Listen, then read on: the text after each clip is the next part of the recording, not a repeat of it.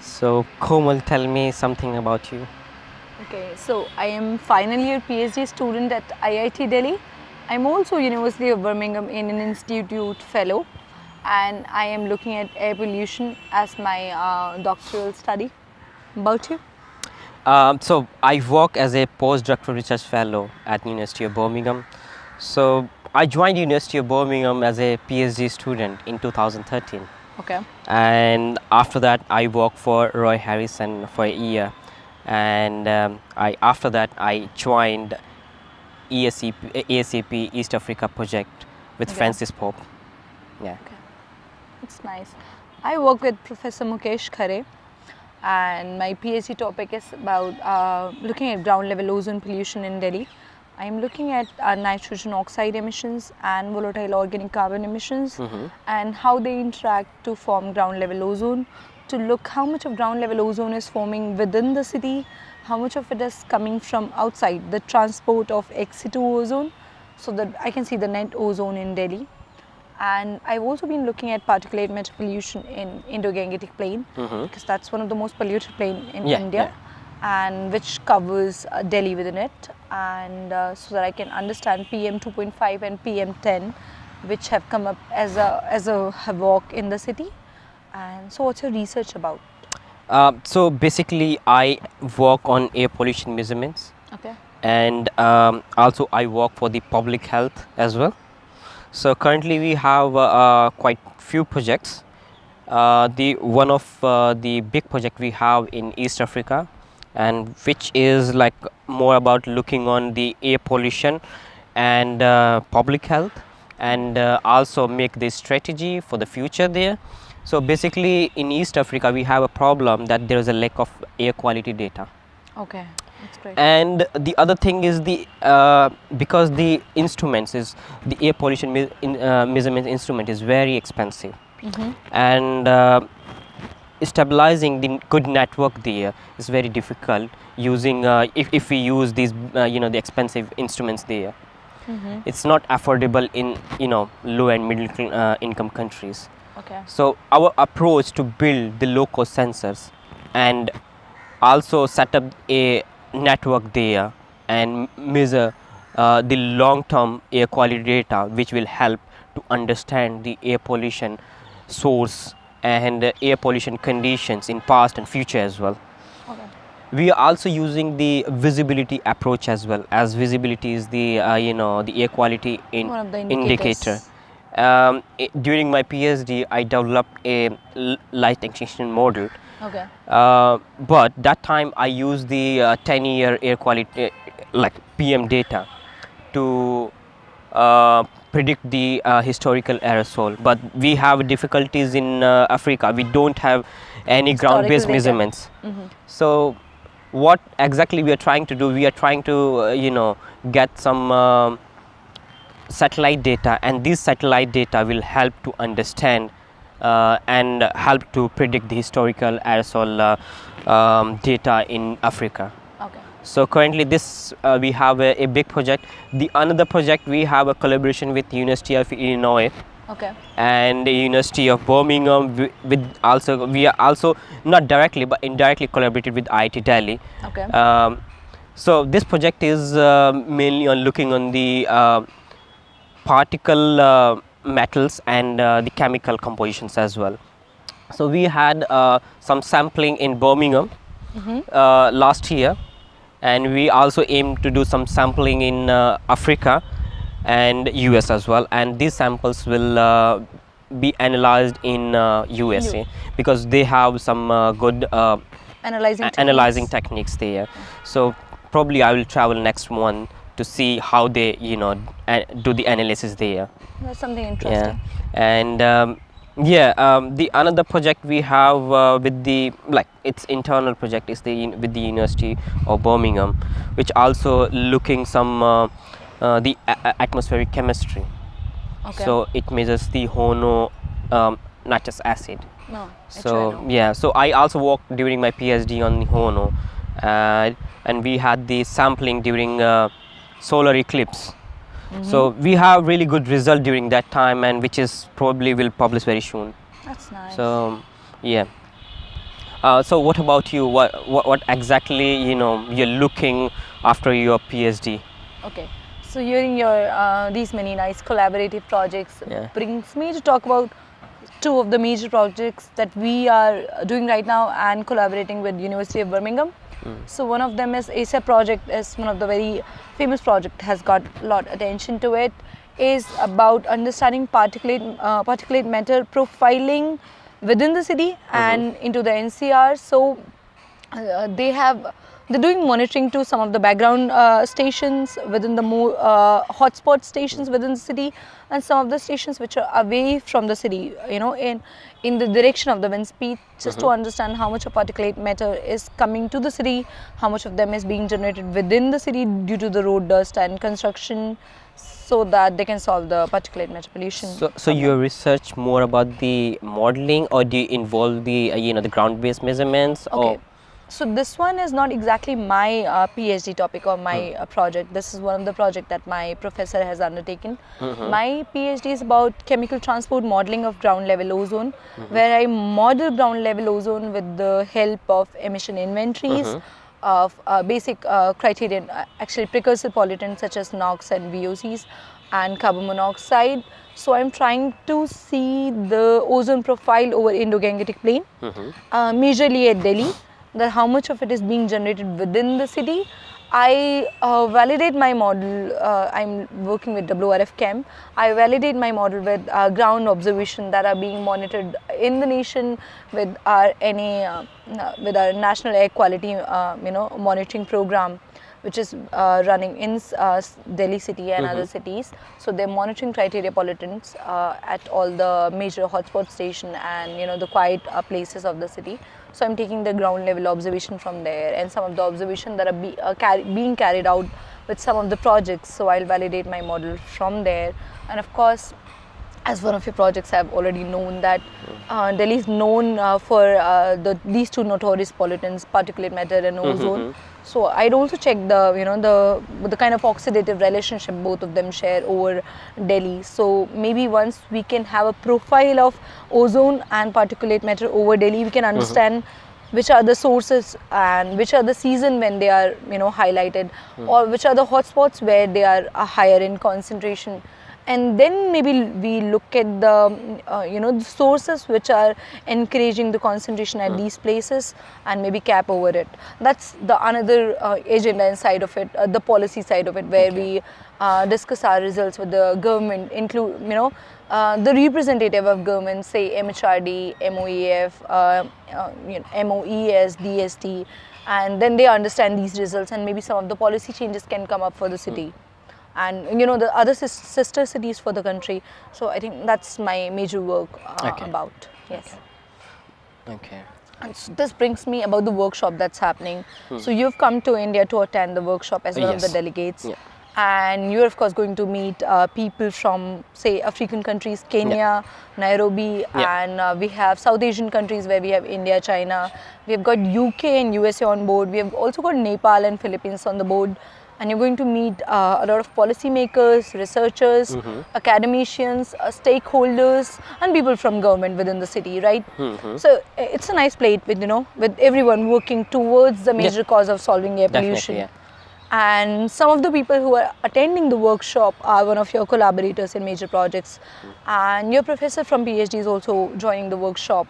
So what do you think you can contribute into the workshop as a delegate, or you can take back from the workshop to your country and to your project?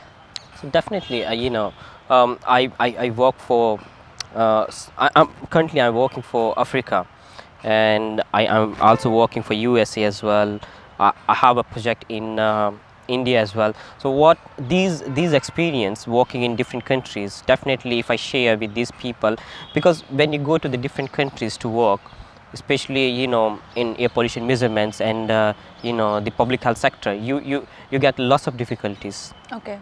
In terms of set up your base there, in terms of get training to those people who's involved in this the air quality sampling, and to also get the public health variables or the Yes. public health data. it's very difficult. If you go to the different countries, you will feel different kind of experience, and sharing these experience at this platform is very helpful, not just because just for me. It's also who or who else, the attending these this These conference. Yeah, workshops, yeah. yeah. So definitely this will help to sharing our experience, and which will also which will help to understand the exact situation in different countries, and also will help to collaborate, different expertise. Yeah. That's nice. So, So I think I forgot to introduce myself and yourself again. This is Ajit and I'm Komal from IIT Delhi. Yep. So as I'm working with one of the principal investigator of this project which has led to this workshop, I am PhD student of Professor Mukesh Khare, who has brought me into organizing this workshop, and I'm organizing it with other research scholars and professors. And we have had the chances to invite a lot of speakers from different countries, and within the series so many different people who are working to it.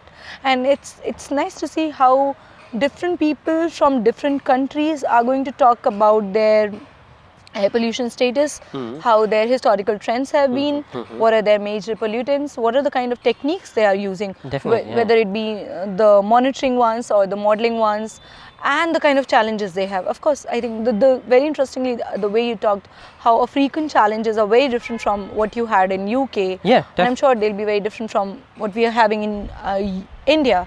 For example, we have great monitoring network and even expanding more in India, which is monitoring major criterion pollutants. And we are working more towards modeling and health practices. And recently the cohort studies have started where they are trying to understand the impacts of major air pollutants on human health, or different kind of populations that are living in different kind of conditions. So this is the second stage where us as Indian researchers are working, or maybe of course the emission inventories, how emissions are coming up from different cities as over India profile. UK and USA, although have got different challenges and different expertise, their expertise lands more onto the modeling, and they have great emission inventories.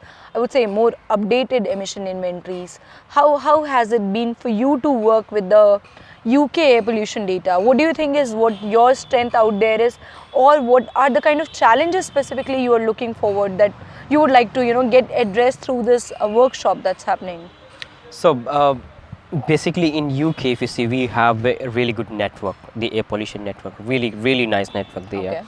We have very good expertise there in terms of not just about the air pollution measurements. We have good expertise in modeling as well.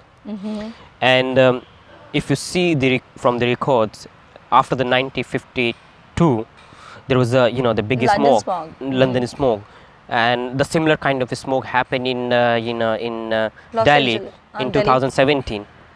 So the condition is similar, but the time has changed. Okay. So after the 1956 Clean Air Act, UK improved really well. During my PhD, I tested the visibility, and as I spoke, visibility is a good indicator of air quality, and we looked on, and visibility improved very well there. And this is the good the sign for the improvement of the air quality in UK. We have few challenges there in terms of the gases pollution there, Okay. and also the particle pollution in the mega cities for like London, Birmingham, which is growing day by day. We have lots of the vehicular emissions there. Yeah, I know. So we have a big challenge to control these kind of vehicular emissions, to change or make through either making the policies, either changing in the technologies. So we are working on these things. That's nice. Yeah, but just like I said, like the India and UK condition was if we talk about the smoke was same, but the time has changed. It's just because of the development. Yes. So probably the India is the same position when the UK was in 1952. But then Ajit, we have to look at the side that India is a tropical country, Yeah. which has more sunlight and solar radiation, to be saying on precisely, where UK is more on temperate zones. The emissions that are happening here in India are of both kind, primary pollutants and secondary pollutants. The kind of traffic here is quite heterogeneous in nature. We've got four-wheelers including cars, we've got two-wheelers with bikes and scooters, and we've got buses with all three kind of fuels. We have diesel, we have CNG, we have got petrol. We know that like we can't improve, for example, for Delhi's air quality, if you like London, we can't do that. But Yeah. at least we can try to do our best for some Yeah, improvement. but do you For think example, the like approach would be different to tackle Delhi air pollution? And it's not definitely we have oh, there is not just about the the development or the the tropical. There is a cultural difference as well. How Yes. the people behave in terms of just for the air quality, or maybe like how they think, how they behave, how much aware they are of the how much they pollution. are aware. It's very important. So it's very important, yeah. But And it's definitely a good news for you and me to hear that how our Indian government and all the government representative agencies which are undertaking scientific projects and funding it have become again so aware. I will say it's all good, like the funding, the people are people are willing to make the policies and all, but we have to make it possible, like we have to make it practical. Okay, if it's not practical, it's nothing is going to be happen. For example, I'll give you example. In 2002 or I think 2004, Delhi adopted CNG, compressed natural gas. That was 2006, I think. 2000 CNG. no 2004, yeah. 2002 or 2004. So what happened that time, they reduced the some particle emissions, NO2 emissions. NO2 emission. But what happened when they realized they're increasing the water soluble in the environment, Yes. and what the water soluble does, it increase the particle sizes. I think that is where most of hybrid fuel policies are coming up. Yeah. So the thing is, like when you implant any policies or any technology, you have to see what is going to be happen after 10 years, after 20 years. But, Okay. but for this, the kind of workshop You- that's happening, Yeah. do you think this opens for us way for dialogue where we can talk about the kind of results that we are carrying out and the kind of policies that we are aiming to, and maybe we can understand from each other's perspective that are they going to be long lasting, or for example that we discuss CNG case, or they're going to benefit us in long run, maybe where, because this workshop has got a lot of Yeah. stakeholders and policymakers, Yep. along with Definitely. researchers like you and emerging PhD students like me and professors from academia. Maybe The this thing is, opens like up a door. when the policy maker the sits, they have to see the the actual research. Like if I do the research, you do the research, but when the policy making is going to make the policies, if they ignore our researches, what we found, what we suggested, it's not going to be happen anything. Researches is in these, like the countries like India, we need policies, or we need some good actions to to calm down this But then the air when pollution. such major projects come into play where they have got The project is running from many years. no, Okay. the projects when we have expertise from UK or USA, such trilateral projects where major Indian academicians are also working. Maybe when we have expertise from them, Yeah. and such, because these major projects are funded by major agencies, for example DST, MHRD or NERC from UK sites, a individual PhD may not impart as much as actions or policy because it cannot, it's But very the central. PhD student is the only people who do the maximum research. Yes, and these projects involve multiple PhD students. Yep. So maybe not as an individual person, but as a result of major projects which have expertise from different country. Maybe that's one way of leading to the better cohorts and better results. Yeah. There is other thing I wanted to mention. Like the government proposed, or I think implant as well, the smart cities. Yes. and I don't know actually much about these like how they are going to build these cities, and are they like considering the air pollution things in these cities as well or not? Sustainable and low carbon emissions are one of the indices and part of the consideration of smart cities. Are they going to make the no pollution zone or something kind of in these cities, or low pollution zones which has lesser carbon emissions and more sustainable into the nature? okay? There is one more thing, like obviously the people are more focusing on the research, are more focusing on the mega cities. Yeah, mega cities.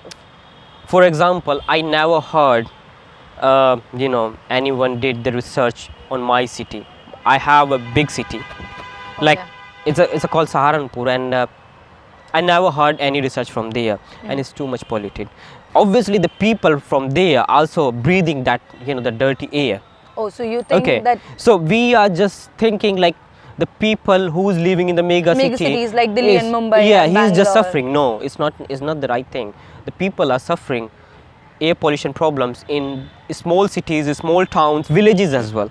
That's So a very we have to understandable point, Ajit, that yeah, so major studies or major PhDs and major research projects are concentrated on mega cities. yeah. Some of them which are concentrating on India as one together air pollution zone, maybe then they incorporate small cities. But It's yeah, just your because concern, it's just because when the policy maker start making some policies or some the technical things, they should also think about some these small cities as well. your concern about Saharanpur, as you mentioned, is a small city. Yeah. Makes me think about where do you see yourself in next 5 years? I mean, what do you plan to do with your Definitely, research career? I want to be get into more in this sector, this like air, the air quality and the public health research work, and definitely this is my third year of my postdoctoral fellow. Definitely, I'm looking for some permanent position. Any plans to work onto smaller cities? Air pollution Yeah, we have episodes? we are looking some good projects in smaller cities as well. For example, like we are working in Africa, so there are the smaller cities as well. I'm not just talking about in India. Like we have the some other local and middle income countries as well. It's nice. Yeah. So what about you? I think my first agenda would be, along with being a University of Birmingham Indian Institute fellow and PhD student at IIT Delhi, I would like to finish my PhD this year as soon as possible. Good luck. And maybe then go for a postdoctoral, and I want to go into core research. I like understanding air pollution over mega cities, how it's developing over specifically Delhi. This is my city. I've been born and bred here, so I would like to understand how we can solve this problem. Everybody's talking about Delhi pollution. Everybody wants to indulge themselves into the projects which lead to do something about Delhi air pollution. So I would like to contribute results from my PhD and from my research career into solving a percent of this problem, and go for maybe a postdoctoral. Yeah, brilliant. Yeah, thank you. It was the nice Nice talk. discussion. Yeah, Nice yeah, talking to yeah, you. Yeah. Thank you. Thank you.